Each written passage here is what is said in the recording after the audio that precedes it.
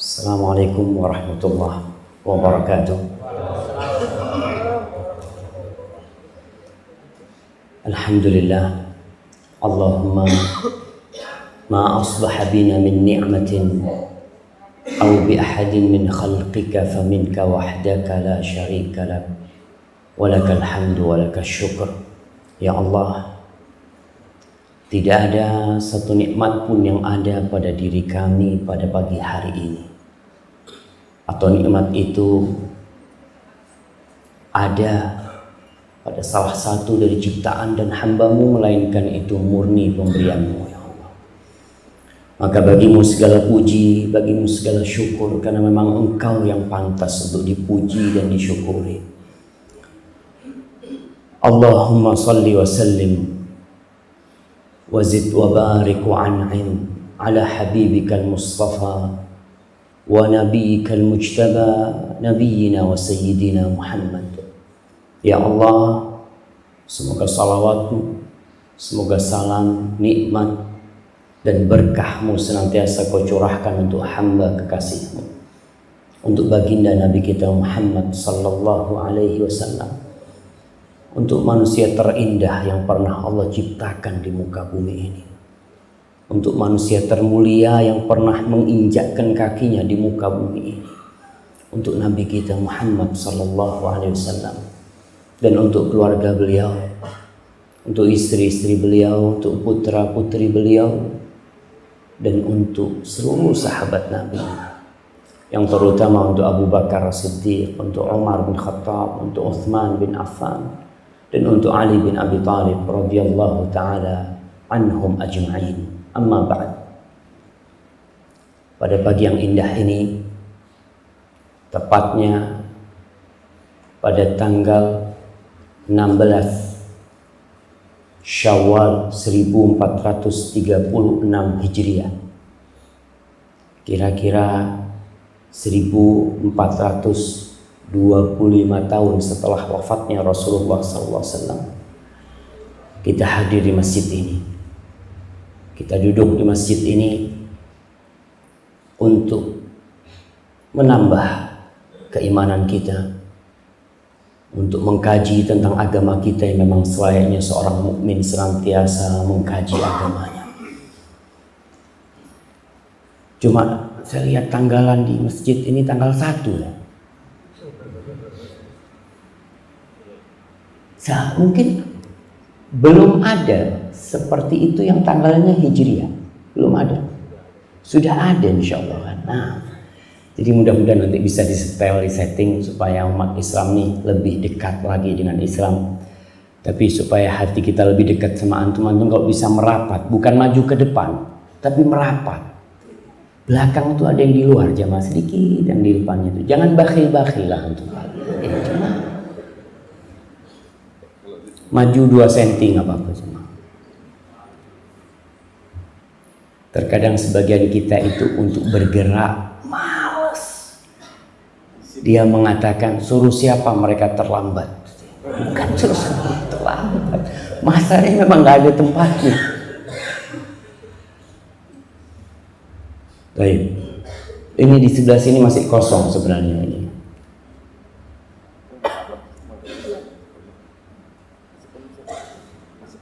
Di luar. Untuk dinding dikhususkan buat yang tua-tua lah, yang muda-muda ini maju lah.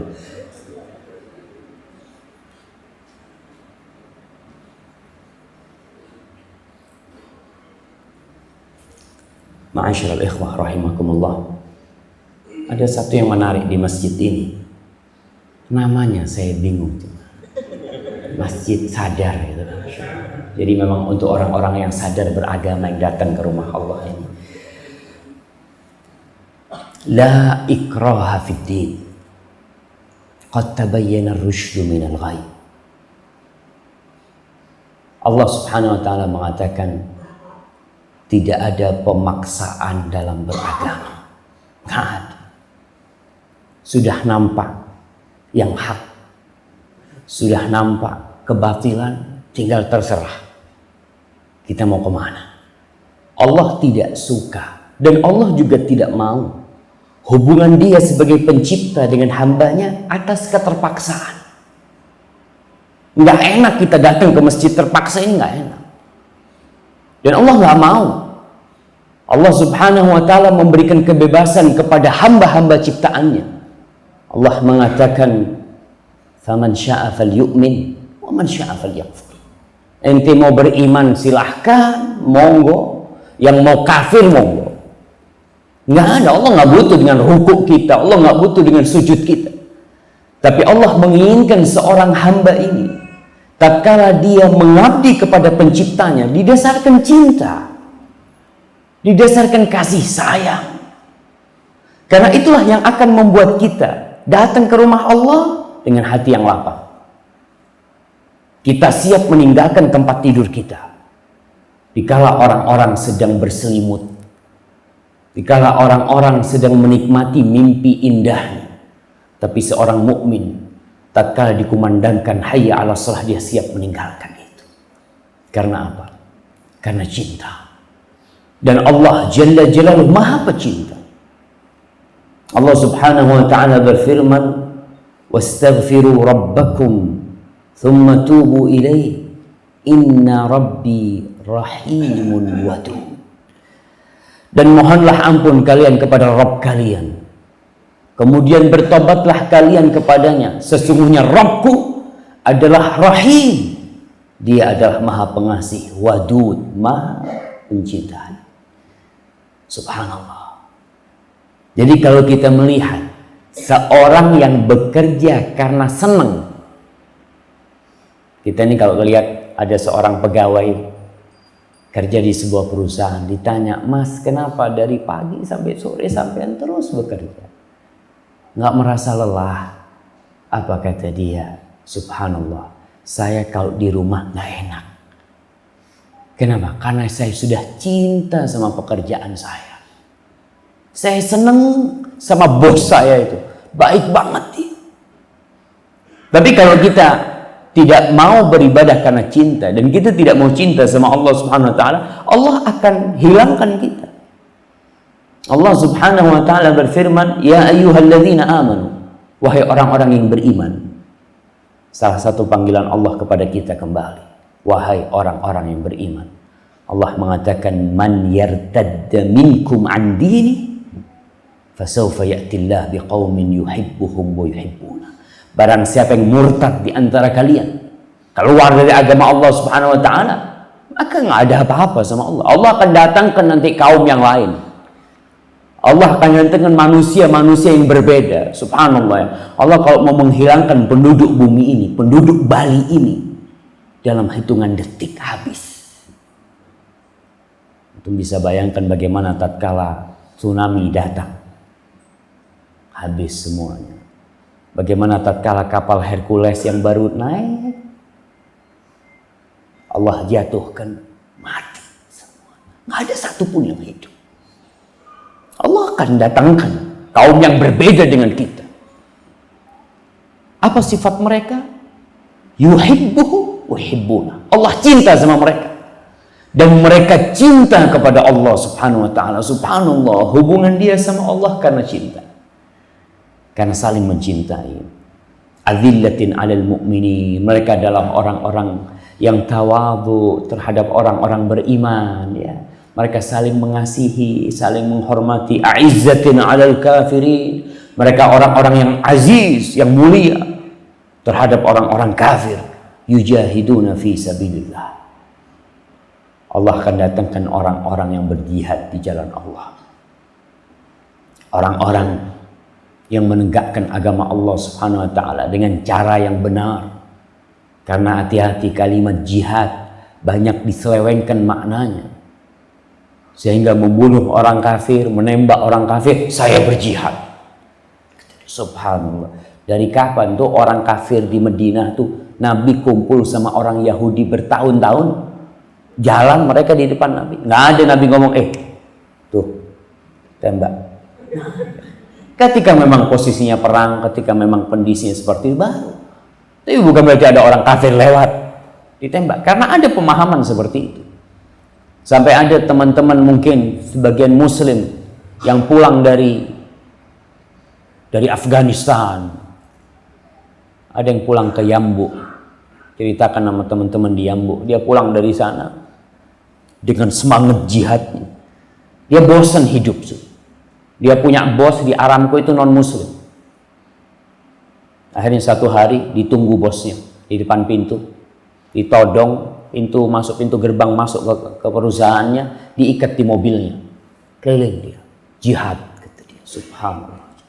Pemahaman yang benar-benar harus diluruskan, dan kita harus kembali kepada para ulama dalam masalah ini, dalam semua masalah. Wala yakhafuna laumata laim, dan seorang yang beriman yang cinta kepada Allah, dia nggak takut celaan orang yang akan mencelanya. Rasul sallallahu alaihi wasallam, saya sering dapat SMS, ya, dapat pertanyaan, Ustaz, saya ini ketika kenal dengan Islam, ketika saya kembali kepada Allah, ketika saya berusaha untuk menjadi seorang yang mengikuti Muhammad sallallahu alaihi wasallam dalam gerak-geriknya, dalam tingkah lakunya, dalam berpakaian, dalam bergaul, subhanallah, celaan dari mana-mana. Yang dikatakan aliran sesat, macam-macam, sampai di Jawa sana ada seorang ustadz khutbah Jumat mengatakan salah satu tanda aliran sesat itu, kata dia, kalau sholat pakai bahasa Madura tuh yang ceramah tuh, nabeng soko. Nabeng soko itu kalau sholat ngejar kaki dia. Jadi kalau sholat dia merapatkan softnya, ini aliran sesat, kata dia. Subhanallah, sampai seperti itu mereka. La yakhafun laumata, mau dicela mau gimana? Nabi kita sallallahu alaihi wasallam Muhammad bagaimana dikatakan majnun? Mereka mengatakan, ya ayyuhalladzi nuzzila alaihi dzikru innaka la majnun, wahai yang diturunkan kepadanya Al-Qur'an, kau tuh gila. Nabi kita alaihi salatu wassalam dikatakan sahir, penyihir, dikatakan kahin, dukun, dikatakan memeresahkan umat, dikatakan itu Rasulullah SAW. Tapi seorang mukmin, ya, dalam menegakkan kebenaran dia tetap bersama Rabbnya. Kenapa? Karena ada cinta. Yuhibbuhum wa yuhibbuna. Dzalika fadlullah yu'tihi man yasha. Wallahu wasi'un alim. Ma'asyiral ikhwah, dengan cinta yang sulit akan menjadi mudah. Dengan cinta yang berat akan menjadi ringan. Dengan cinta yang buruk akan menjadi indah. Dengan cinta yang jauh akan menjadi dekat. Saya yakin yang datang ke masjid ini bukan tetangga masjid. Bukan. Mungkin orang-orang yang jauh. Tapi kenapa dia datang ke rumah ini? Karena ada cinta mereka kepada Allah Subhanahu wa Ta'ala. Dia datang ke tempat ini. Kadang-kala ada orang yang datang pengajian dari kota yang berbeda, datang. Jauh, nggak ada jauh. Kadang-kadang 8 jam mereka jalan. Kita lihat bagaimana sahabat-sahabat Nabi yang cinta kepada ilmu. Jabir bin Abdullah Al-Ansari datang dari kota Madinah. Berangkat kemana? Ke Syam. Ada sebagian sahabat berangkat ke Mesir perjalanan 1 bulan. Cuma untuk 1 hadis. Mereka lakukan perjalanan itu. Karena apa? Karena cinta. Tapi kalau sudah tidak ada cinta,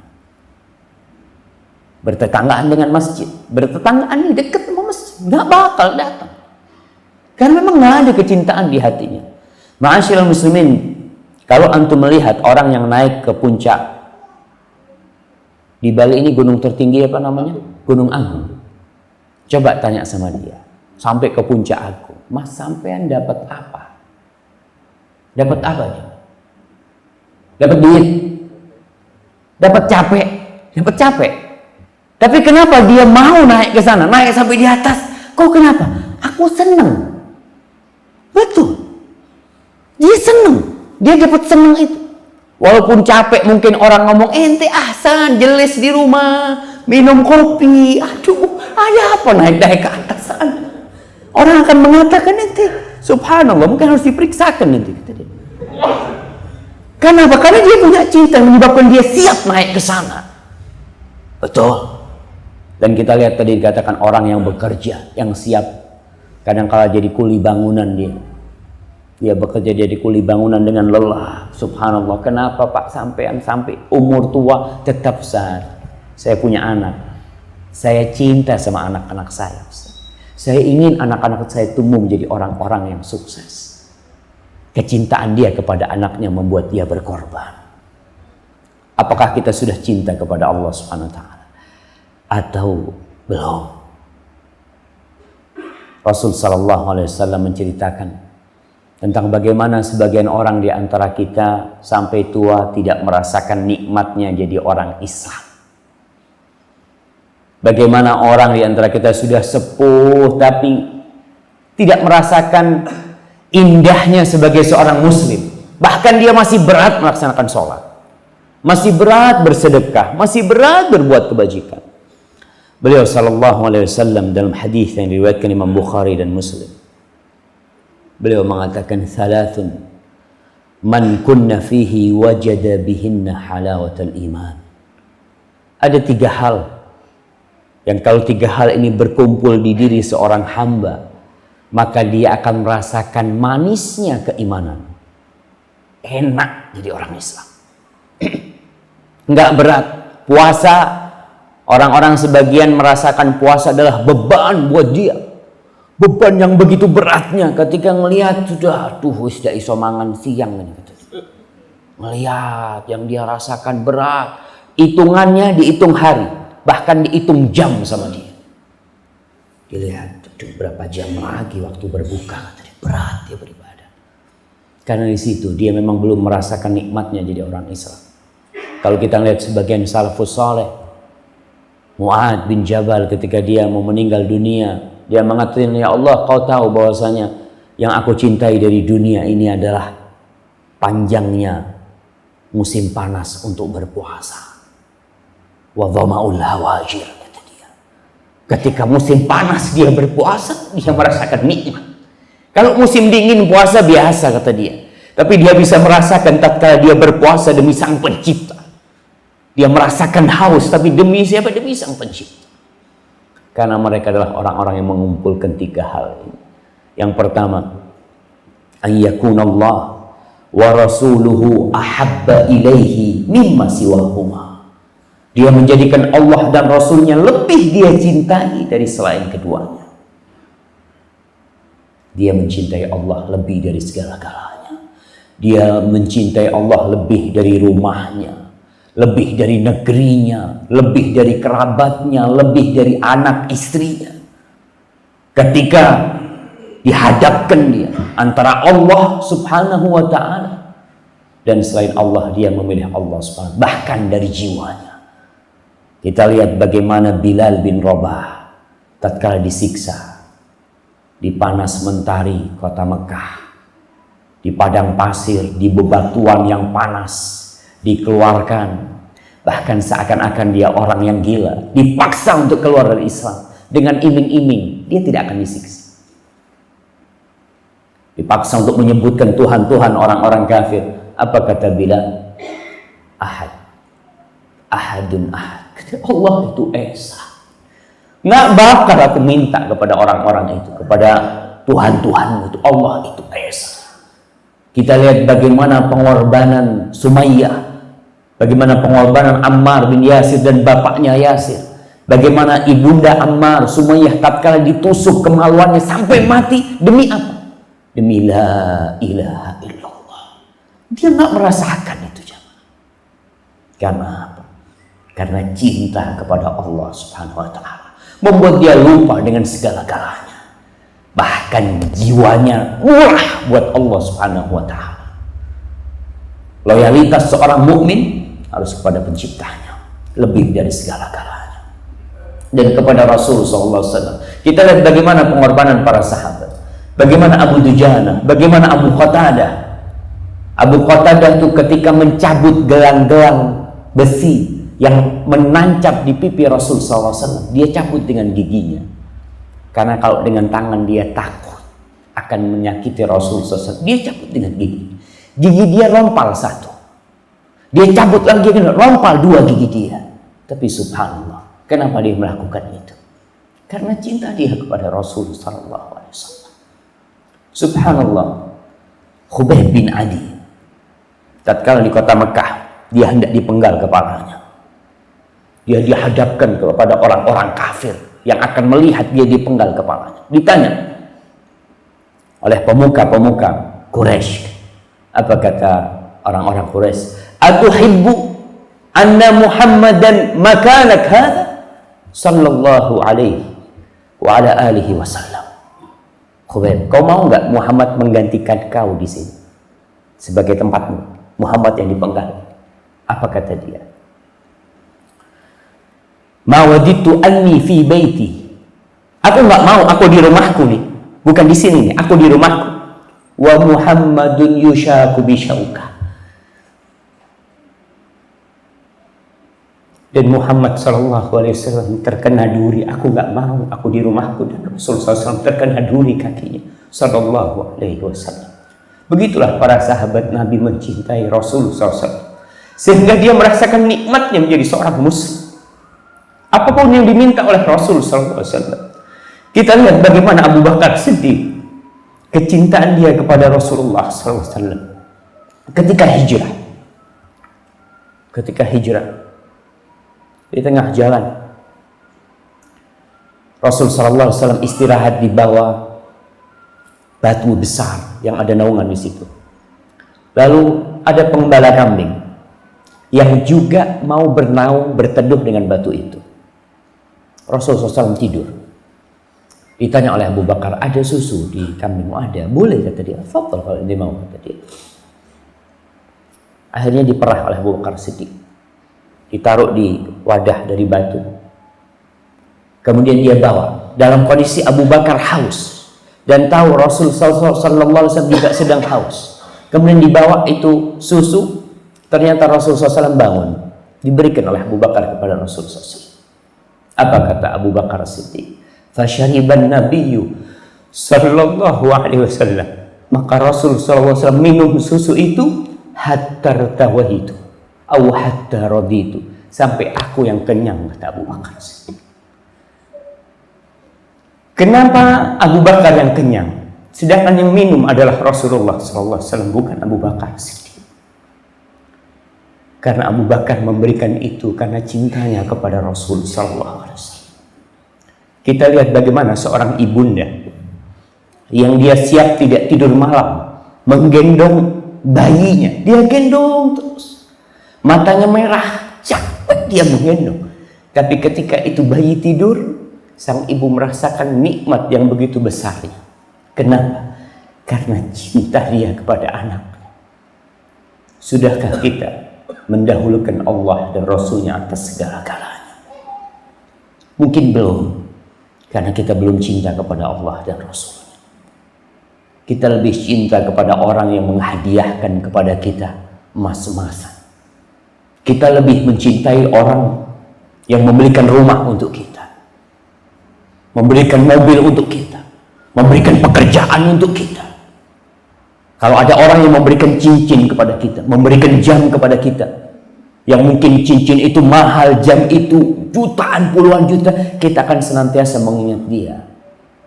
Tapi kita lupa dengan yang memberikan tangan sehingga bisa bergerak tangan kita. Kadangkala kita jarang mengingat Allah. Ma'asyiral muslimin. Yang kedua, yang Rasulullah SAW sebutkan agar seorang mukmin merasakan nikmatnya jadi orang yang beriman. Wa yuhibbal mar'a la yuhibbuhu illa lillah. Dan dia tidak mencintai orang lain kecuali karena Allah Subhanahu wa taala. Kesukaan dia dengan temannya, dengan ikhwan itu bukan karena manfaat dari orang itu kepada dia, bukan karena maslahat yang dia dapatkan dari orang itu, bukan, tapi karena orang ini dicintai Allah Subhanahu wa taala, dia mencintai. Dan yang ketiga, wa ayyakraha ayyauda ila al-kufri ba'da an anqadhahu Allah min kama yakrah ayyulqa fin-nar. Dan dia harus benci untuk menjadi orang kafir lagi setelah Allah selamatkan dia. Mungkin dia dulu hidup di masa jahiliyah, kemudian Allah memberikan hidayah kepada dia. Setelah Allah selamatkan, dia benci untuk kembali jadi orang kafir, sebagaimana kebencian dia untuk dilemparkan ke dalam api neraka. Na'udzubillahi minan nar. Ma'asyiral muslimin rahimakumullah. 3 hal yang kalau kita berusaha untuk mendapatkannya, Kita lihat nih, 3 hal ini berkaitan dengan hati semua. Cinta kepada Allah dan Rasulnya, mencintai orang lain karena Allah, dan benci untuk kembali menjadi orang kafir, dan tempatnya itu semua di hati kita. Ma'asyiral muslimin rahimakumullah. Allah Subhanahu wa ta'ala berfirman, mempertanyakan kepada kita kebenaran cinta kita. Allah mengatakan, "Qul in kana aba'ukum wa abna'ukum wa ikhwanukum wa azwajukum wa ashiratukum wa amwalun iqtaraftumuha wa tijaratun takhshawna kasadaha wa masakin tardawnaha ahabba ilaykum minallah wa rasulihi wa jihadin fi sabilihi fatarabbasu hatta ya'tiyallahu bi amrih wallahu la yahdil qaumal fasiqin." Katakan Muhammad kepada orang-orang itu, dan hari ini saya sampaikan kepada orang-orang yang beriman juga. Andai kata orang tua kalian, saudara-saudara kalian, istri-istri kalian, pasangan-pasangan kalian, suku kalian, harta yang kalian kumpulkan, perdagangan yang kalian takut akan rugi, rumah yang kalian bangun, itu lebih kalian cintai daripada Allah dan Rasulnya, dan daripada jihad di jalan Allah, maka tunggu, kalian tunggu sanksi dari Allah Subhanahu wa ta'ala. Allah tidak akan memberikan hidayah kepada orang-orang fasik. Allah Subhanahu wa ta'ala akan menguji kebenaran cinta kita. Karena ngomong cinta gampang, hanya 5 huruf yang semua orang bisa mengatakan. Tapi bagaimana Allah menguji Nabi Ibrahim? Allah mengatakan Jalla Jalaluhu, wa idzibtala Ibrahim rabbuhu bikalimatin fa'atammahun. Allah menguji Ibrahim dengan satu hal yang subhanallah sangat dahsyat sekali. Kecintaan dia kepada orang tuanya. Bertahun-tahun Nabi Ibrahim nggak punya anak. Sampai dikatakan lebih 70 tahun ya, lebih 80 tahun, hampir 100 tahun ya nggak punya anak. Akhirnya dia punya anak yang bernama Ismail.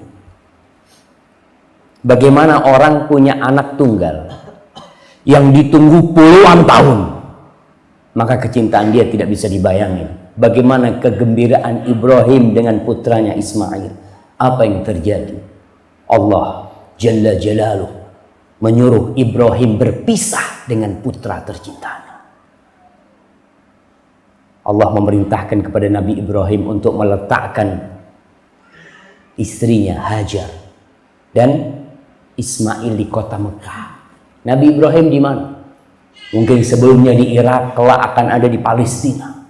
Sebuah perjalanan yang jauh sekali, ditinggalkan di sana. Nabi Ibrahim subhanallah, betapa sedihnya anaknya yang masih dalam susuan harus dia tinggalkan. Yang ditunggu-tunggu, baru berapa bulan suruh berpisah dengan anaknya. Nabi Ibrahim lakukan, ditinggal tuh di sana. Selesai, nggak bisa melihat anaknya kecuali jarang-jarang beliau menengok anaknya. Datang menengok putranya Ismail. Ismail sudah gede, sudah remaja, sudah ngerti.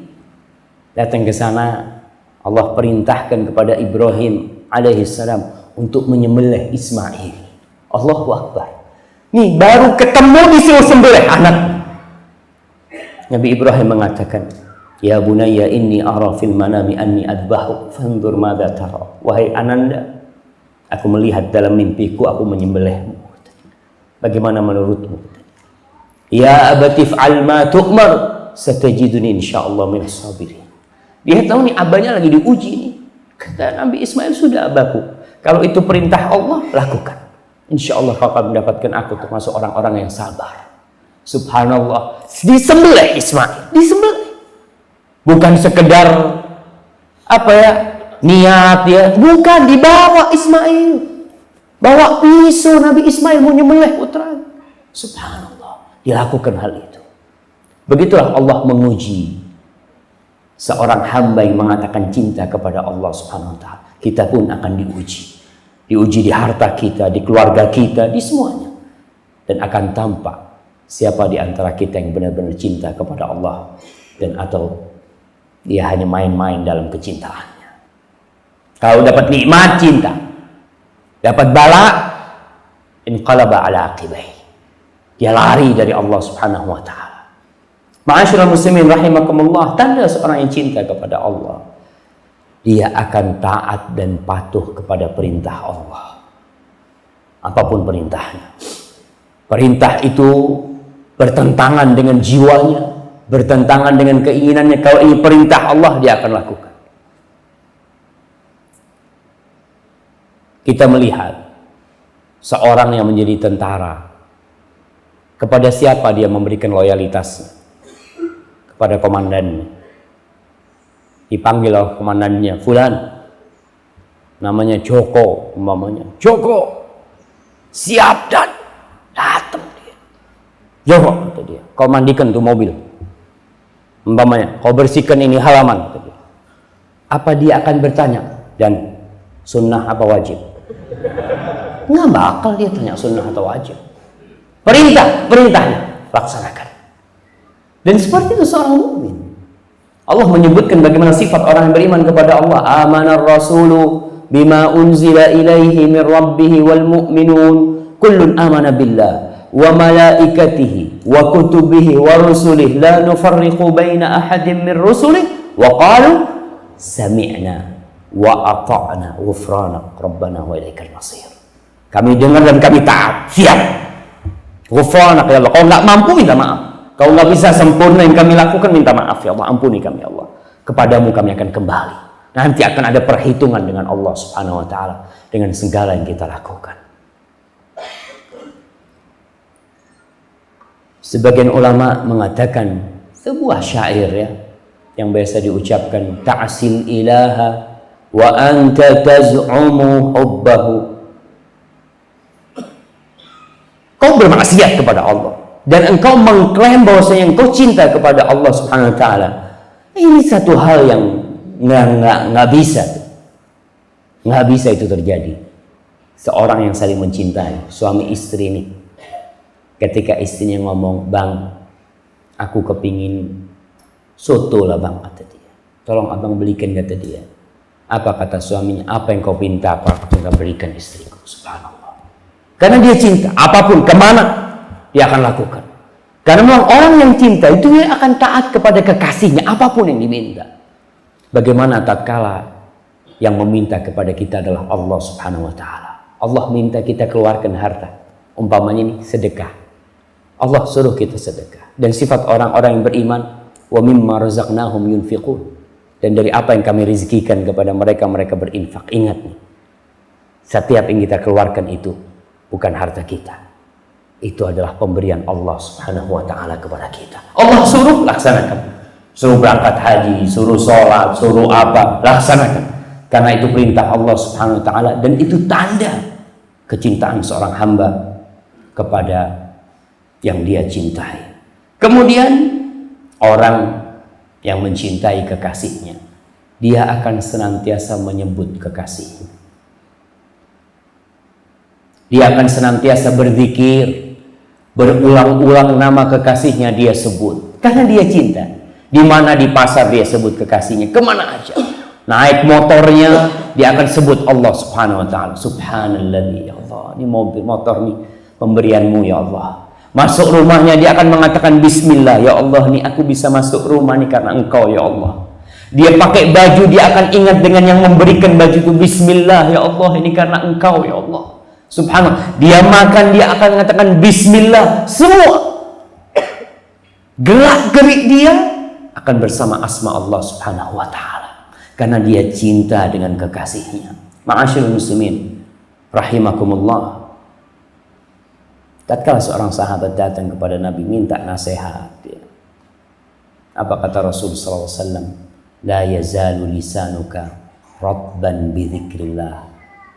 Lidahmu jaga untuk selalu basah dengan zikrullah. Subhanallah jamaah. Orang kalau kesandung ketika dia biasa menyebut kekasihnya, yang dia akan ucapkan adalah astagfirullah, bismillah, subhanallah. Karena apa? Karena dia memang cinta dengan kekasihnya. Itulah yang akan jadi sebutan dia. Kemudian orang yang mencintai kekasihnya akan cinta kepada kalam kekasihnya. Allah Subhanahu wa ta'ala menurunkan Al-Quranul Karim. Allah menurunkan firman-Nya. Kata Ibnu Mas'ud radhiyallahu ta'ala anhu, "Man ahabba an ya'lam annahu yuhibbullaha wa rasulahu falyanzur, wa in kana yuhibbul Qur'an fa innahu yuhibbullaha wa rasulahu." Kalau kau ingin tahu kau tuh cinta enggak sama Allah dan Rasulnya, lihat kecintaanmu kepada Al-Quranul Karim. Bagaimana hubunganmu dengan kalamullah? Kalau hubunganmu baik, kau cinta dengan Al-Quran, maka kau cinta kepada Allah dan Rasulnya. Nah, jemaah, kalau kita cinta dengan kalamullah, itu salah satu bukti kecintaan kita kepada Allah Subhanahu wa ta'ala. Allah memulai kitabnya dengan cinta dan kasih sayang. Allah memulai Al-Quran dengan Bismillahirrahmanirrahim, supaya kita tahu bahwa dari awal sampai akhir isinya Al-Quran ini rahmat, isinya Al-Quran ini adalah cinta dan kasih sayang Allah kepada hamba-Nya. Allah mulai dengan Ar-Rahman. Allah itu maha pengasih, Allah itu maha penyayang. Subhanallah. Tapi bagaimana kita dengan Al-Quranul Karim? Kadangkala cuma Ramadan kita membaca Al-Quranul Karim. Maka usahakan jangan pernah kita memejamkan mata kita kecuali kita membaca Al-Quranul Karim. Kalau bisa 1 juz, alhamdulillah. Nggak bisa 1 juz, 1 lembar, alhamdulillah. Nggak bisa 1 lembar, 1 ayat. Dalam artian tidak ada hari yang terlewatkan kecuali di situ kita membaca Al-Quranul Karim. Baca Al-Quranul Karim. Dan kalau kita lihat as-salafus saleh, bagaimana kecintaan mereka kepada Al-Quranul Karim, subhanallah. Orang tua di rumah harus tunjukkan kepada anak-anaknya dia itu membaca Al-Quranul Karim. Jangan baca Qurannya di luar. Karena kesian anak kita tuh. Ketika anak kita tidak pernah melihat bapaknya baca Al-Quran, maka bagaimana akan tumbuh kecintaan dia kepada Al-Quranul Karim? Mungkin bapaknya baca Quran, baca kok. Tapi bapaknya nggak pernah baca Al-Quranul Karim. Baca di rumah, di ruang tamu, sambil minum kopi, sambil apa. Nggak harus kita baca Quran tuh dalam kondisi di atas sejadah ya. Sambil santai pun di depan rumah kita ya. Mau sarapan, nunggu sarapan, baca Al-Quranul Karim. Alhamdulillah sekarang dimudahkan. Subhanallah ya. Allah mengatakan walaqad yassarnal Qur'ana lidzikr fahal min muddakir. Sesungguhnya kami sudah memudahkan Al-Quran itu untuk diingat. Adakah di antara kalian yang mau mengingatnya? Usahakan tiap tahun hafalan Quran kita tambah.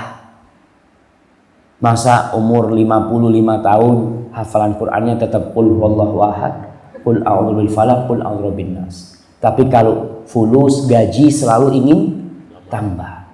Padahal derajat kita nanti di surga sesuai dengan banyaknya hafalan Al-Quran kita. Akan dikatakan kepada sahibul Quran, iqra warattil warqa kama kunta turattil fid dunya fa inna manzilataka 'inda akhiri ayatin taqra'uha atau kama qala Rasul sallallahu alaihi wasallam. Akan dikatakan kepada orang yang membaca, yang hafal Quran ini, baca, tartilkanlah dan naiklah derajat. Tuh, akan naik derajatnya dengan banyaknya hafalan Quran. Derajatmu akan berhenti di akhir ayat yang kau baca. Tapi kalau umpamanya cuma 3 surat, ya sudah. Cuma sampai berapa derajat ya. Alhamdulillah, apalagi orang-orang yang sudah tua. Jangan dikatakan Ustaz, orang sudah tua susah hafalannya. Susah dia menghafal. Subhanallah, Quran beda. Allah mengatakan walaqad yassarna. Kami sudah memudahkan. Di Madinah ada orang baru mulai menghafal Al-Quran umur 60 tahun. Umur 63 hafal Al-Quranul Karim. Subhanallah. Kenapa niat? Allah mudahkan. Tinggal mau tidak kita membaca Al-Quranul Karim. Ma'asyiral muslimin rahimakumullah. Kata Utsman bin Affan radhiyallahu taala anhu, "Lau tahurat qulubukum ma syabi'tum min kalami rabbikum atau ma syabi'at min kalami rabbikum." Kalau hati kalian bersih, suci, kalian tidak akan pernah puas membaca Al-Quranul Karim. Subhanallah. Rahmat, nur. huda, petunjuk dari Allah, kita baca terus. Jangan koran yang dibaca. Kadang-kala kita nih, awal yang kita baca adalah WA, BBM, Facebook, SMS. Awal hari yang kita baca itu. Lupa kalau yang seharusnya menjadi awal bacaan kita adalah kalamullah tabaraka wa ta'ala. Kemudian orang yang cinta kepada Allah akan rindu untuk datang ke rumah Allah Subhanahu wa ta'ala. Rindu nih. Bagi yang laki-laki akan rindu di sini nih, rumah Allah yang di sini. Juga ada rumah Allah yang ada di Mekah di sana. Dia akan menabung, dia punya duit 100.000 dia taruh terus. Kenapa kau kumpulkan duit itu? Untuk bangun rumah, untuk beli mobil? Enggak. Aku kangen sama Mekah. Aku kepikir bisa tawaf di rumah Allah Subhanahu wa ta'ala. Karena cinta yang membuat dia menabung terus, dia akan rindu untuk datang ke sana. Sudahkah kita rindu untuk datang ke rumah Allah? Atau kita malah merindukan yang lainnya? Kita merindukan untuk datang ke Singapura, datang kemana. Tapi di antara kita kadang-kala ada yang tidak merindukan rumah Allah Subhanahu wa ta'ala. Kemudian orang yang cinta kepada Allah akan ridha dengan takdir Allah Subhanahu wa ta'ala. Karena dia tahu ini terjadi karena Allah. Ya sudah. Kalau itu karena Allah, aku akan ridha. Ketika dia terjadi umpamanya motor dia hilang di antara ratusan motor yang diparkir nih, umpamanya antum keluar dari masjid motornya hilang, antum harus berpikir, kenapa di antara ratusan motor ini punya anak yang hilang? Subhanallah ya Allah. Allah Subhanahu wa ta'ala kata Rasulullah SAW, idza ahabballahu 'abdan ibtalah. Allah kalau cinta sama hambanya, Allah akan kasih balak orang itu. Subhanallah ya Allah. Mudah-mudahan ini balak tanda kecintaanmu kepadaku ya Allah. Dia akan kembali kepada Allah Subhanahu wa ta'ala. Apapun yang terjadi, dia akan ridha bahwa itu terjadi karena izin Allah Subhanahu wa ta'ala, dan dia tidak akan mengatakan lau anni fa'altu kadza kana kadza wa kadza. Andai kata enggak ada dalam kamus hidup dia.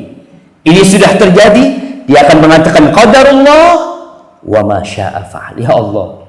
Maka kita lihat ketika orang kena musibah, dia akan mengatakan ini takdir Allah dan Allah bebas berbuat apa saja.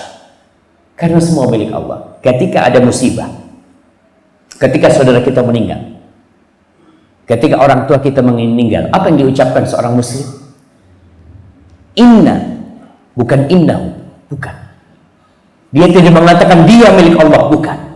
Dia mengatakan inna, kami nih, kita nih semua inna lillah, semuanya milik Allah.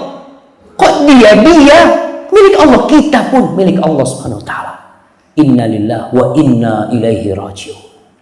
Maka orang yang seperti ini, ulaika alaihim salawatu min rabbihim wa rahmah wa ulaika humul muhtadun. Mereka adalah orang-orang yang akan mendapatkan salawat dari Allah. Allah bersalawat kepada dia, kepada orang yang ridha dengan takdir Allah Subhanahu wa ta'ala. Antum masih ingat dengan hadis seorang anak yang dicabut nyawanya. Ketika Allah menanyakan kepada malaikat-malaikatnya, qabattum walada 'abdi, kalian cabut nyawa hamba, anak hambaku? Naam, kata malaikat. Qabattum samrata fuadi, kalian cabut nyawa buah hatinya yang dia cintai, kalian cabut? Naam, iya ya Allah. Lalu Allah bertanya, wa huwa a'lam bima qala. Madza qala 'abdi? Apa yang dikatakan hambaku? Allah tahu dengan apa yang dikatakan hamba. Tapi Allah ingin menunjukkan kemuliaan hambanya ini. Apa yang dikatakan hambaku?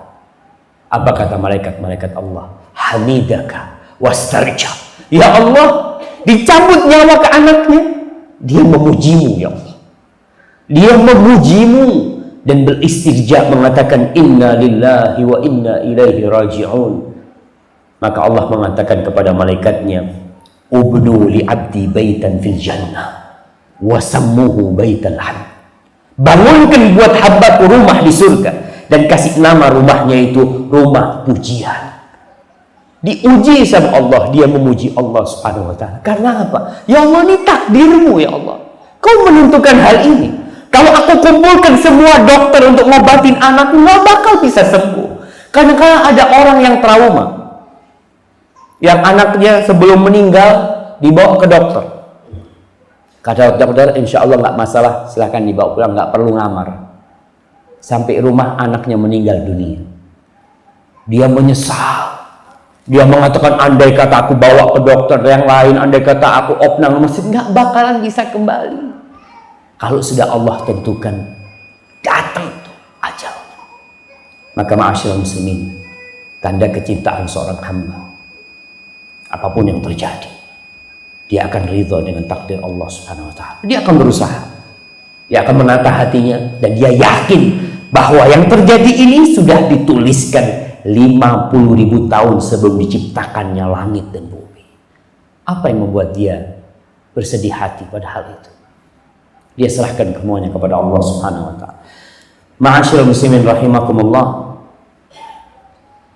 orang yang mencintai Allah Subhanahu wa Ta'ala, dia akan berkumpul dengan orang-orang yang dicintai Allah Subhanahu wa Ta'ala. Nih, kita kalau cinta sama Allah, kita akan cari sohib, kita akan cari teman, dan kita akan mencintai orang-orang yang dicintai Allah Subhanahu wa Ta'ala. Allah itu kalau cinta sama hambanya, nada Jibril, Allah akan memanggil Jibril. Dipanggil Jibril, ya Jibril, inni uhibbu fulan. Wahai Jibril, aku cinta kepada fulan. Fa'ahibbah, maka kau cintai dia. Kau cintai dia. Fa'ahabbahu Jibril, maka Jibril pun mencintai orang itu. Thumma nada Jibril fi ahli sama, kemudian Jibril akan menyeru kepada penghuni-penghuni langit, mengatakan kepada mereka, innallaha ahabba fulanan fa'ahibbuh. Allah cinta kepada fulan, kalian semua harus cinta sama dia. Fa'ahabbahu ahlus sama, maka semua penghuni langit mencintai orang itu. Thumma wudi'a lahul qabul fil ardh, kemudian orang ini diterima di muka bumi ini. Maka kita kalau cinta kepada Allah, kita harus cinta kepada orang-orang soleh. Kita harus berteman dengan mereka. Nggak boleh kita benci dengan orang soleh yang kita tahu nih orang subhanallah, ini orang hamba Allah nih, datang ke masjid, dia berusaha melaksanakan sunnah Rasulullah SAW, dia berusaha untuk berdakwah, menjalankan sunnah di rumahnya. Kenapa sebagian orang benci? Karena memang dia belum cinta kepada Allah. Dan Rasulullah SAW meriwayatkan dari Allah Subhanahu wa Ta'ala, di mana Allah mengatakan, man adali waliyan faqad adzantuhu bil haqq. Barang siapa yang membenci kekasihku, maka kata Allah, aku mengumumkan perang dengan dia. Allah mengumumkan perang kepada orang-orang yang membenci aulia Allah, membenci wali-wali Allah. Maka kita harus tahu siapa yang harus kita cintai dan siapa yang harus kita benci. Siapa wali Allah? Jangan sampai kita salah meletakkan cinta kita, memberikan cinta kita kepada orang yang seharusnya kita benci.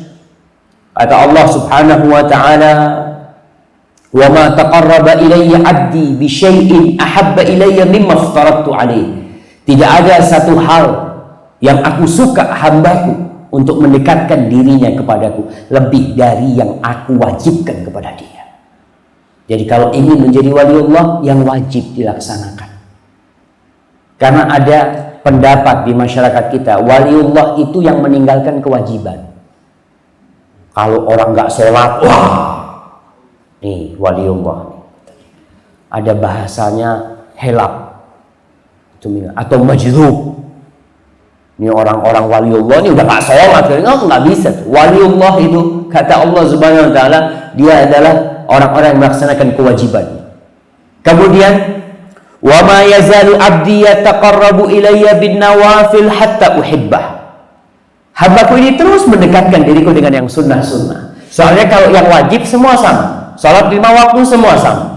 Salat, puasa Ramadan semua sama. Tingkatannya sama. Kalau bicara kewajiban, semua tingkatan orang sama. Dari sisi pelaksanaannya, walaupun mungkin esensinya beda-beda di sana, tapi pelaksanaannya sama. Wajib salat 5 waktu. Tapi ada hambaku yang ingin terus mendekatkan dirinya kepada aku dengan yang sunnah-sunnah. Salatnya ditambah qobliyah, ditambah ba'diyah, ada duha, ada salat malam, Kemudian puasanya bukan hanya puasa Ramadan, dia tambah dengan puasa sunnah qabliyah, yaitu bulan Sya'ban dia puasa. Kemudian ada ba'diyah Ramadan, mungkin di bulan Syawal dia terus puasa. Hatta uhibbah, sampai aku cinta sama dia. Jadi kalau ingin dicintai Allah, maka setelah yang fardu kita laksanakan yang sunnah-sunnah. Karena tadi dikatakan, kalau ada orang yang anak tokoh masyarakat, yang anaknya kiai, gak sholat, gak apa, dikatakan majdub. Apa namanya? Apa majdub itu jemaah? Ya sedang ketarik gitulah dia. Tapi dia waliullah. Sampai dikatakan orang itu, dulu di Jember ada seorang kalau ngencingin mobil jemaah, mobilnya bisa jalan. Jadi mobil itu gak pakai bensin, kencingin jalan. Oh ini waliullah ini. Bukan. Kata Imam Syafi'i rahimahullahu ta'ala, kalau ada orang yang bisa terbang atau bisa jalan di air tuh, dia bisa jalan di air, kata dia, aku nggak akan percaya dia itu waliullah atau bukan sampai aku lihat amalan sesuai nggak dengan Al-Quran dan Sunnah.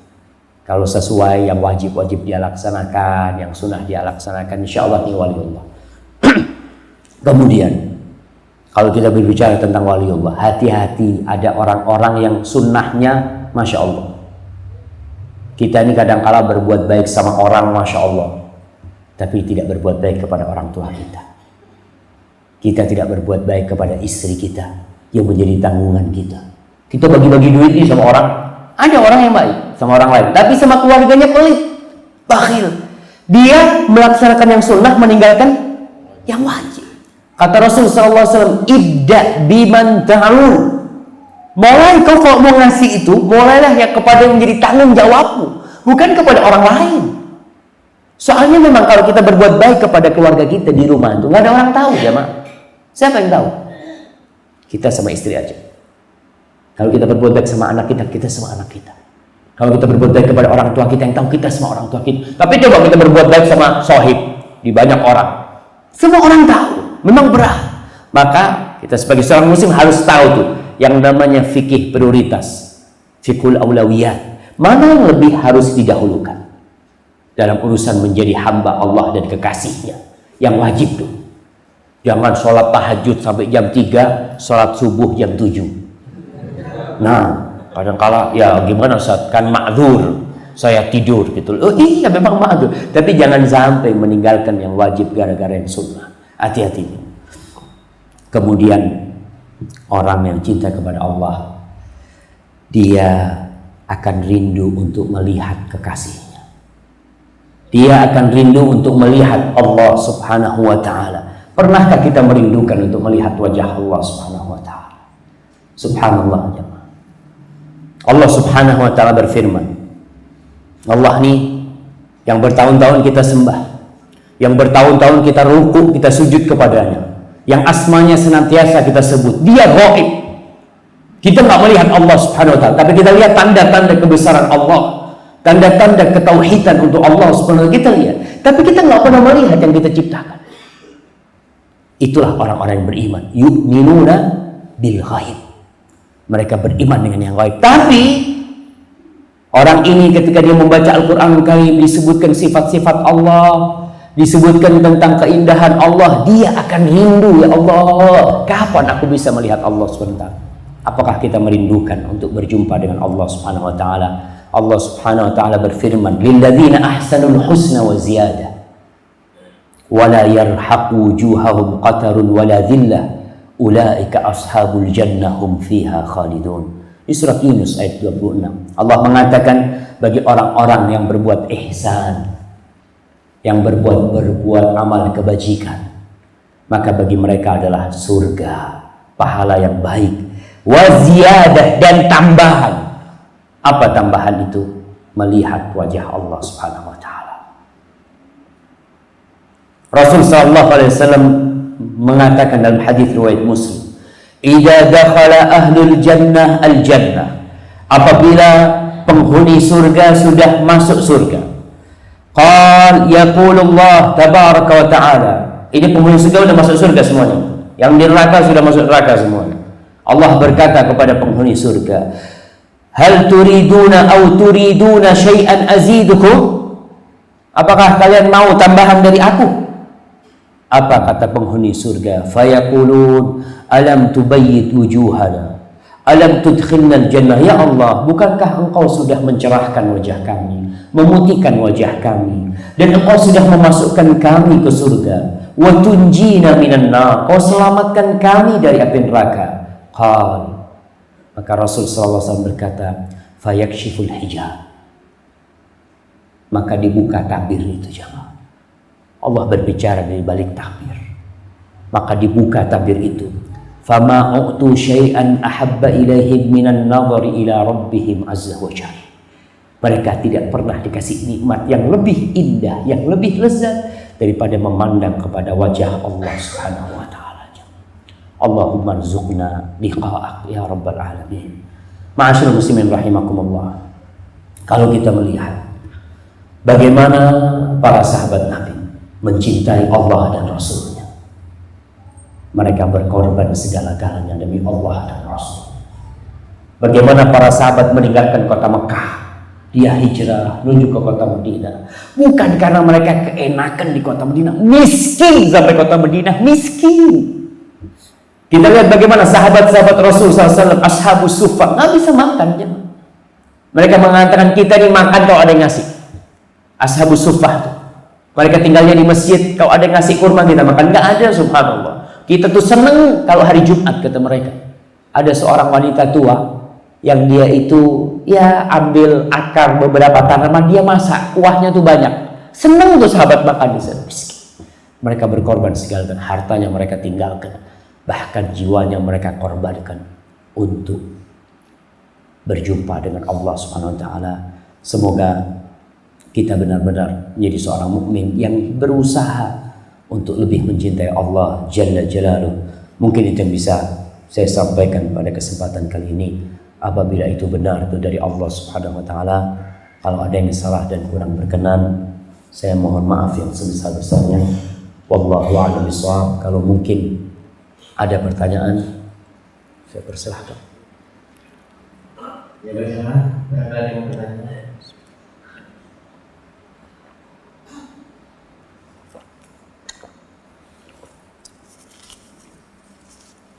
Saya suka sama pertanyaan lewat kertas, jemaah. Kenapa? Kalau nggak bisa jawab enak, ini ditaruh gitu kan. Tapi kalau langsung kan Ustaznya nggak bisa jawab, gimana nih gitu kan? Jadi nggak enak gitu kan. Tapi tetap kalau nggak bisa jawab ya ngomong wallahu alam, gimana lagi memang nggak bisa jawab. Kadang-kala kita ini menyuruh ustadz itu tahu segala-galanya, nggak mungkin. Kita ini bukan ulama nih, kita ini baru penuntut ilmu. Ya kalau ustadz kayak Ustadz Fauzi, ahlan wa sahlan. Anak afwan kan. Nah, barakallahu fikum ya. Bagaimana hukum berbuka dengan rokok? Wah,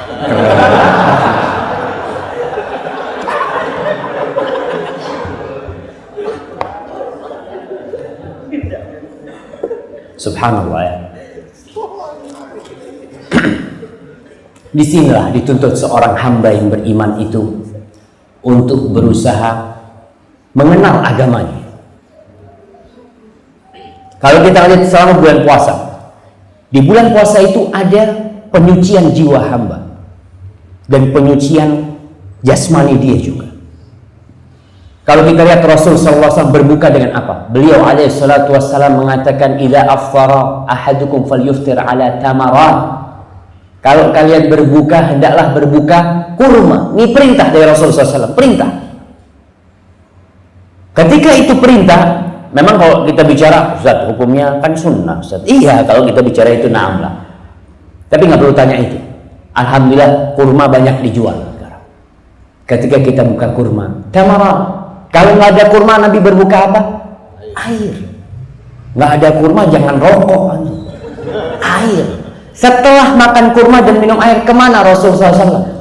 Makan yang lainnya, makan roti, makan apa? Enggak, kemana? Ke masjid. Subhanallah. Kita bisa rasakan, kata seorang muslim ambil kurma, dia gigit tuh kurma. Ya Allah, Nabimu makan kurma juga, ya Allah. Dia rasakan bagaimana dia mengikuti. Aku ini nggak suka sama kurma sebenarnya. Nggak suka, banyak orang nggak suka sama kurma. Dia lebih suka sama es campur, sama apa mungkin. Tapi ketika dia makan kurma, kenapa dia makan kurma? Karena Nabi mau makan kurma, ya Allah, aku juga mau makan kurma walaupun aku nggak suka, tapi lama-lama akan suka. Sahabat Nabi sebagian, kalau nggak salah Ibnu Abbas, Ibnu Umar, dia dapat hadis kalau Nabi itu suka sama korok. Korok itu labu kuning. Jadi Nabi kalau disuguhkan sama sahabatnya korok itu sisa-sisanya itu sampai bersih gitu kan jamaah.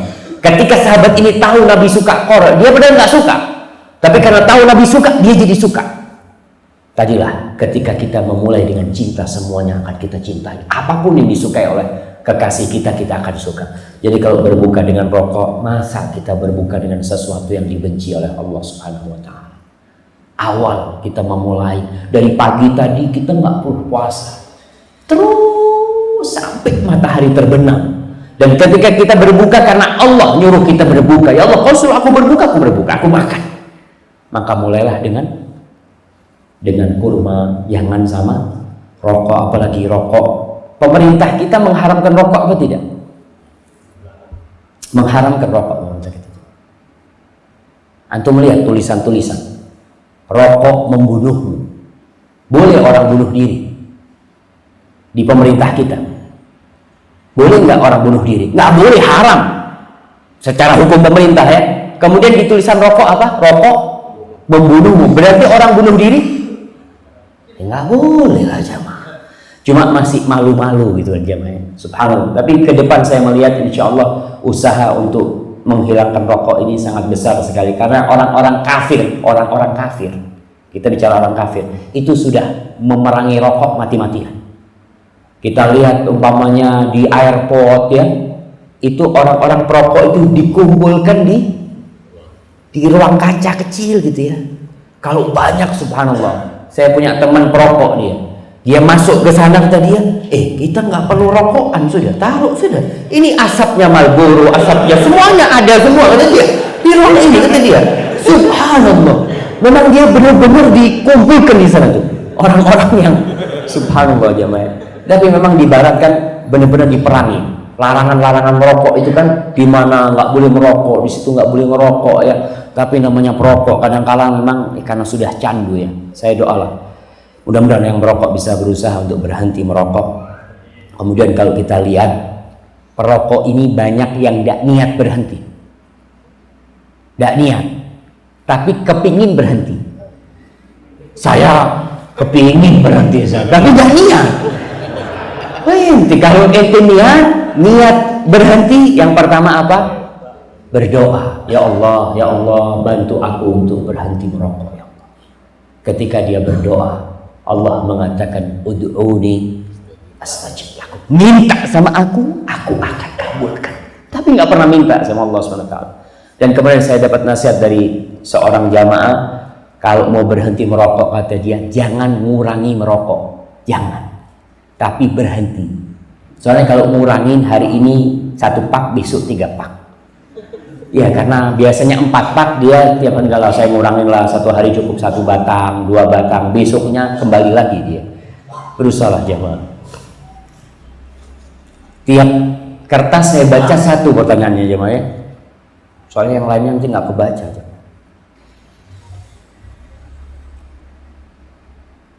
Nah, bagaimana tata cara sholat tahajud dan duha yang sesuai sunnah? Apakah ada zikir di antara pemisah rakaat setelah salam? Dan mohon penjelasan sholat Jumat. Adakah ba'diyah, qobliyah, dan rakaatnya? Subhanallah. Berkaitan dengan sholat tahajud, bebas-bebas aja orang mau berzikir ya. Karena kita lihat tahajud ini kan waktunya memang waktu berdoa.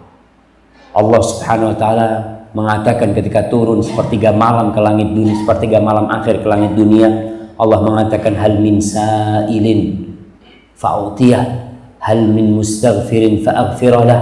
Apakah ada orang yang mau minta, aku akan kasih. Apakah ada orang yang mau meminta ampunan, aku akan ampuni. Fadl, kita mau berdoa, tapi mau, dan inti sholat tahajud sendiri adalah doa juga. Ketika rukuk, ketika sujud kita.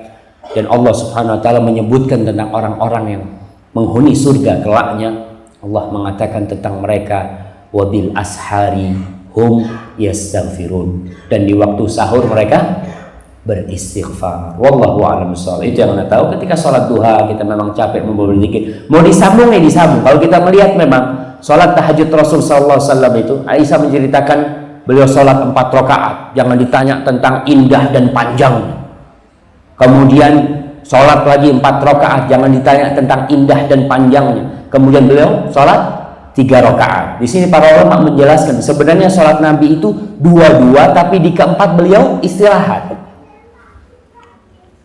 Jadi yang 2-2 itu habis 2 salam kemudian nyambung lagi, baru yang seakan-akan nyambung sholatnya, yang di keempat beliau baru di situ berhenti beristirahat. Ya ketika beristirahat, wallahu a'lam, Anda nggak pernah tahu ada doa-doa khusus memang di antaranya. Tapi seorang muslim ketika memang ada yang hendak dia minta pada Allah SWT, dia minta pada waktu itu. Barakallahu fikum. Kemudian untuk ba'diyah dan qabliyah Jumat berkaitan dengan sebelum Jumat, ada sholat sunnah sebelum Jumat. Sholat sunnah sebelum Jumat itu disebut sholat, mungkin sebagian ulama menamakannya intidharu, sholatul intidhar, sholat menanti imamnya datang. Jadi kita sholat ya, imam sambil nunggu imam ya, terus 2 rakaat, 2 rakaat, 2 rakaat, 2 rakaat sampai imamnya naik mimbar. Tapi itu tidak dimasukkan kepada, ya kalau dibilang qobliyah, qobliyah itu artinya kan sebelum Jumat. Jadi memang pelaksanaan sebelum Jumat, tapi tidak seperti qobliyah duhur. Karena kalau kita lihat sholat qobliyah itu dilaksanakan kapan? Setelah azan apa sebelum azan? Setelah azan. Setelah azan imamnya sudah naik. Gimana kok mau sholat qobliyah? Karena kalau azan yang pertama itu tidak menunjukkan masuk waktu sholat. Enggak. Waktu sholatnya kapan? Azan yang kedua. Sebagian masjid-masjid ini azan berapa kali? Sekali ya. Ada masjid yang azannya 2 kali. Azan yang pertama itu tidak menunjukkan masuk waktu sholat. Karena dulu azannya itu 1 jam sebelum, kira-kira sejam sebelum azan yang kedua, azannya Utsman bin Affan itu disebutkan. Jadi waktunya cukup lama azan itu dikumandangkan. Jadi kalau qobliyah itu setelah azan yang kedua, nggak ada qobliyah itu karena imamnya sudah naik dan kewajiban makmum adalah mendengarkan ceramah. Adapun ba'diyah Jumat, ada ba'diyah Jumat kalau di masjid biasanya dilaksanakan 4 rakaat, kalau di rumah 2 rakaat. Wallahu a'lam bishawab.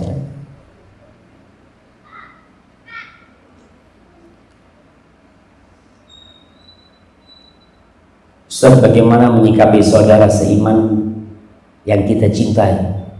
Kita cinta kepadanya karena Allah, namun sebaliknya dia malah menghujat, menyingkirkan kita karena beda memahami ilmu agama. Doakan.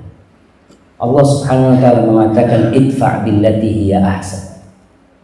Idfa' billati hiya ahsan. Balaslah dengan yang lebih baik. Jadi kalau membalas orang yang mungkin menghujat kita, mencela kita, ada orang-orang mungkin yang nggak mau salam sama kita, ya sudah, kita nih mengucapkan salam karena Allah Subhanahu wa taala. Kita berbuat baik kepada dia karena Allah Subhanahu wa taala. Tadi karena kita cinta kepada Allah. Perkara dia menghujat kita, nggak ada urusan kita. Karena aku cinta sama kau karena Allah Subhanahu wa taala.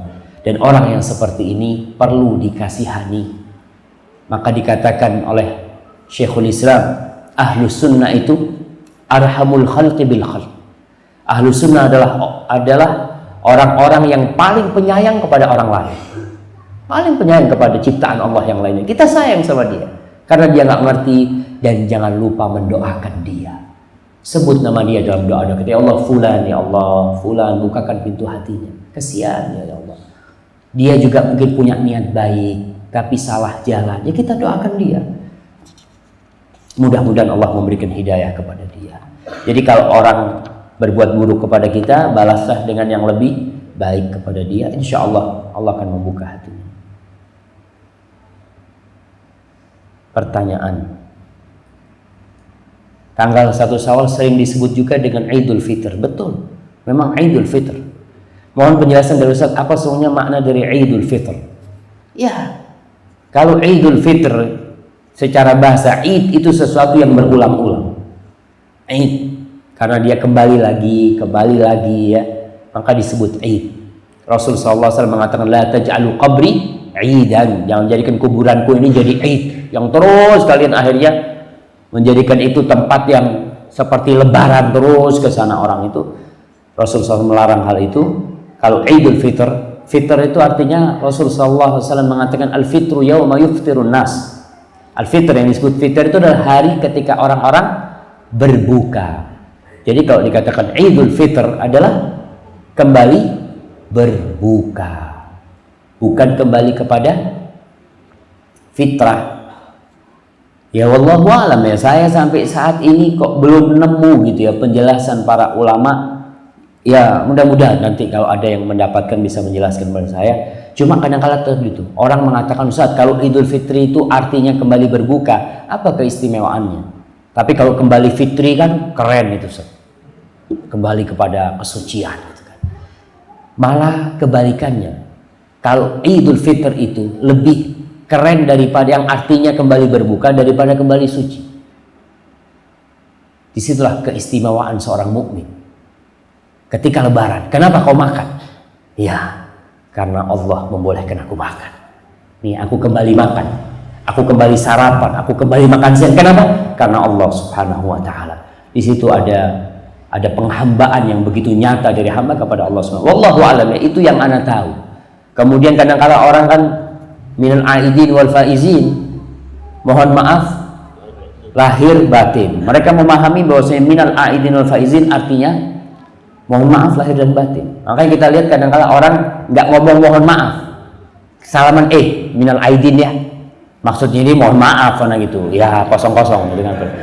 Padahal minal aidin itu doa yang artinya semoga Allah menjadikan engkau orang-orang yang kembali kepada Allah, aid, kembali kepada Allah, wal faizin, dan orang-orang yang sukses, orang-orang yang berhasil yang diterima amalannya. Taqabbalallahu minna wa minkum. Jadi bukan mohon maaf lahir dan batin, itu termasuk kesalahan mungkin yang sudah menjadi lumrah di tempat kita. Jadi kalau memohon maaf jangan nunggu lebaran. Kenapa kita perlu menjelaskan hal itu? Karena banyak orang yang akhirnya memahami kalau mau mohon maaf itu nunggu lebaran. Padahal punya salah nih sama sohibnya, tiap hari ketemu, sholat tarawih tiap hari kumpul. Tahu dia punya sohib, nanti anak lebaran mau minta maaf sama fulan. Padahal tiap hari kumpul. Karena dia tahu tuh nanti tuh waktunya mohon maaf ya. Maka itu yang mungkin perlu diluruskan. Wallahu a'lam. Itu yang ana tahu. Tapi kalau mungkin ada yang tahu dari itu ya, wallahu a'lam. Untuk menyambung silaturahim, cukupkah dengan mengucapkan salam dan bersalaman jabat tangan saja karena Allah Subhanahu wa taala? Barakallahu fiik. Ingat, silaturahim itu bukan berkunjung dan bukan mengucapkan salam. Silaturahim itu ya ini, silaturahmi itu bahasa Indonesia. Artinya silaturahmi apa? Berkunjung. Kalau bahasa Indonesia, kita bicara bahasa Indonesia, saya mau bersilaturahmi ke rumahnya bapak, oh iya tafadhol gitu kan, maksudnya dia saya mau berkunjung gitu loh. Tapi dalam bahasa Arab silaturahmi artinya bukan berkunjung. Silaturahim sebenarnya silah dari dua kata. Silah itu artinya menyambung.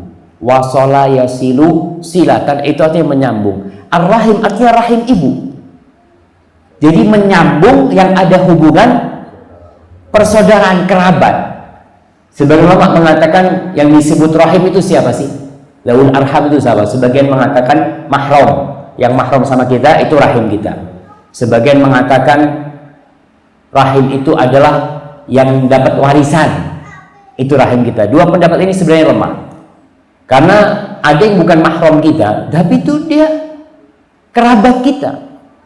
Contohnya siapa? Sepupu kita, anak paman kita, itu bukan mahram kita, tapi dia itu kerabat dekat sama kita. Cuma pemisahnya cuma bapak aja, dan dia juga nggak mendapatkan warisan dari kita.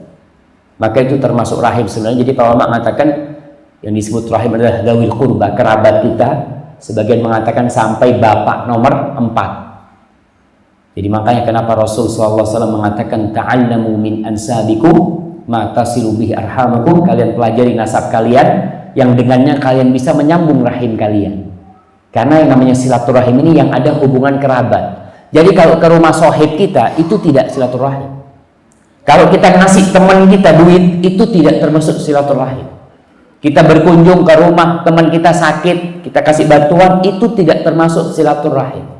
Itu termasuk berkunjung karena Allah Subhanahu wa taala. Maka disebut ziarah. Bahasa yang benarnya ziarah. Cuma karena ziarah untuk kuburan, orang akhirnya pakainya silaturahim. Tapi perlu diluruskan. Jadi yang namanya silaturahim itu berbuat baik kepada kerabat kita. Pertanyaannya, apakah cukup dengan salaman? Cukup dengan ya berjabatan tangan? Nggak cukup. Tergantung kondisi kita. Orang yang kaya raya bisa bersilaturahim dengan hartanya. Dia punya keponakan nggak mampu, dia kasih. Rasul sallallahu alaihi wasallam mengatakan sedekah kepada kerabat itu bernilai shadaqatun wasilah. Sedekah dan silaturahim. Nilainya silah. Jadi kita kalau ngasih keponakan kita bernilai silaturahim. Paman kita nggak mampu sakit, kita kasih silaturahim. Jadi ingat, silaturahim bukan berkunjung saja kerabat-kerabat kita ya. Tapi kita kalau memang yang jauh beda, mungkin dia nggak bisa datang, bayi pun dia telepon, dia salam, gimana keponakan, kabarnya, gimana paman, mungkin anaknya baru lulus sekolah, kita ucapkan selamat, mungkin dia menikahkan anaknya, kita kirim paket hadiah, kita nggak bisa datang, itu masuk silaturahim, bukan berkunjung makna silaturahim. Mungkin itu yang perlu diluruskan. Wallahu a'lam bishawab ya. Masya Allah. Mohon penjelasan, wajibkah makmum membaca Al-Fatihah pada saat sholat jahriyah, subuh, maghrib, isya? Ini bisa 1 jam kita menjelaskan. Ada khilaf di antara para ulama dalam masalah itu. Yang mau baca, monggo. Yang nggak mau baca karena berpendapat bacaan imam cukup buat bacaan dia, ya monggo. Bismillah. Kalau saya ditanya, panjang nih. Hadza wallahu a'lam bishawab. Insyaallah kita lanjutkan lagi pada kajian yang akan datang. Sekali lagi, mungkin masalah ini bisa jelaskan sama Ustaz Fauzi nanti di kajian-kajian yang akan diadakan. Subhana rabbika rabbil izzati amma yasifun wa salamun alal mursalin walhamdulillahi rabbil alamin. Assalamualaikum warahmatullahi wabarakatuh.